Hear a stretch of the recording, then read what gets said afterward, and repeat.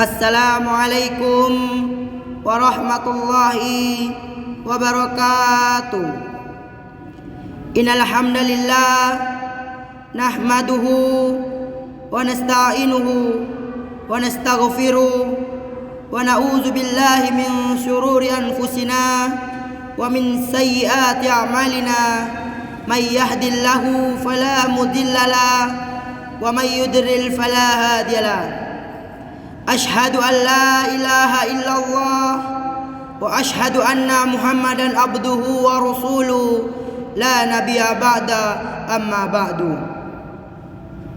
Yang saya hormati Bapak Ibu Dewan Juri yang dirahmati Allah Subhanahu wa taala, yang saya hormati para audiens yang ikut dalam acara lomba pada hari ini, dan yang saya muliakan guru-guru kami yang telah mensupport kami untuk mengikuti acara lomba pada hari ini. Yang pertama-tama dan yang paling utama, marilah kita panjatkan puja dan puji syukur kita atas kehadirat Allah Subhanahu wa taala, yang mana Allah telah memberikan kita nikmat iman, nikmat Islam, dan masih diberikan kesempatan oleh Allah Subhanahu wa taala untuk menghirup udara yang cerah di pagi hari ini. Salawat serta salam tak lupa pula kita haturkan kepada baginda Rasulullah sallallahu alaihi wasallam, yang mana beliaulah yang telah membawa kita dari alam jahiliyah menuju alam Islamiyah, yaitu ad-dinul Islam. Para dewan juri yang dirahmati Allah Subhanahu wa taala, adapun judul kultum saya kali ini yaitu merindukan baginda Rasulullah sallallahu alaihi wasallam. Al-Kisah mengatakan ada salah seorang sahabat yang mendatangi Ibunda Aisyah radhiyallahu anha. Ia mengatakan kepada Ibunda Aisyah, "Wahai Ibunda Aisyah, apa yang menjadi keistimewaan yang ada di dalam diri Rasulullah sallallahu alaihi wasallam?" Ibunda Aisyah mendengar pertanyaan seperti itu langsung terdiam dan mencurahkan air mata. Seketika sahabat bertanya kepada Ibunda Aisyah radhiyallahu anhu, "Wahai Ibunda Aisyah, mengapa engkau mencurahkan air mata dan bersedih?" Lalu Ibunda Aisyah mengatakan, "Di balik pertanyaan maun itu, aku mengingat saat-saat bersama Rasulullah sallallahu alaihi wasallam. Aku mengingat keistimewaan bersama Rasulullah sallallahu alaihi wasallam."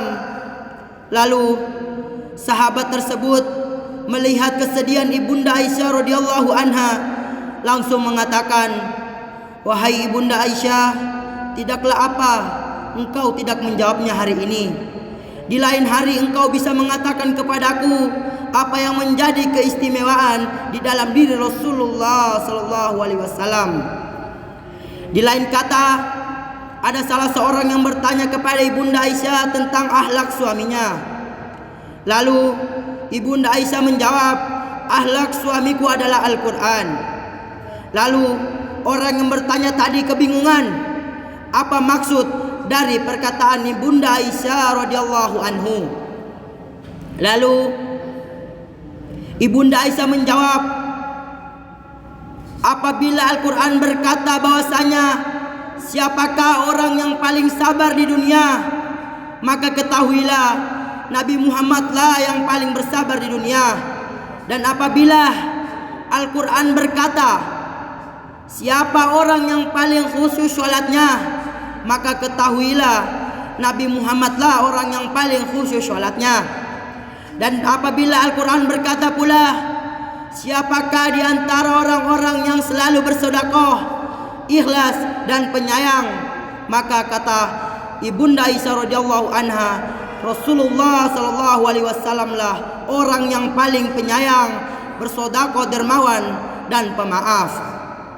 Sebagaimana Allah Subhanahu wa taala berfirman dalam surat Al-Ahzab ayat 21 yang berbunyi,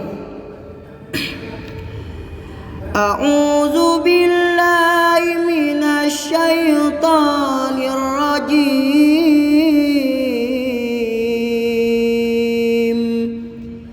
Bismillahirrahmanirrahim.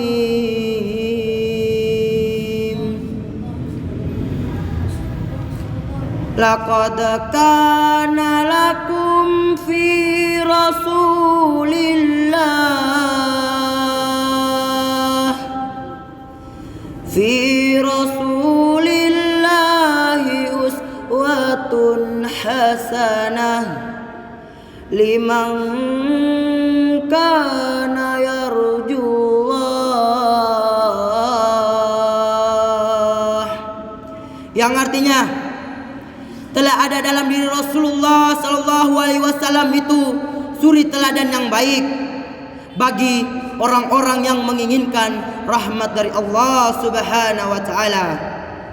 Jadi teman-temanku sekalian dan para juri yang dirahmati Allah Subhanahu wa taala, yang patut kita sembah, yang patut kita teladani akhlaknya adalah Nabi Muhammad sallallahu alaihi wasallam, karena Allah telah mengatakan dalam Al-Qur'an bahwasanya telah ada dalam diri Rasulullah sallallahu alaihi wasallam itu adalah suri teladan yang baik. Kenapa kita diwajibkan untuk meneladani Nabi Muhammad sallallahu alaihi wasallam? Karena Allah telah memberikan segala di dalam diri Rasulullah sallallahu alaihi wasallam itu ada di dalam cerminan Al-Qur'an. Al-Qur'an mengatakan bahwasanya ada orang yang paling sabar. Allah memerintahkan kepada Nabi Muhammad SAW untuk bersabar. Kita patut mencintai Nabi kita. Karena apa? Atas jeripaya Nabi kita lah kita bisa merasakan indahnya beragama Islam. Cukup sekian kultum saya kali ini. Semoga bermanfaat bagi kita semua. Semoga menjadi ladang pahala untuk kita semua. Wabillahi taufiq wal hidayah. Wassalamualaikum warahmatullahi wabarakatuh.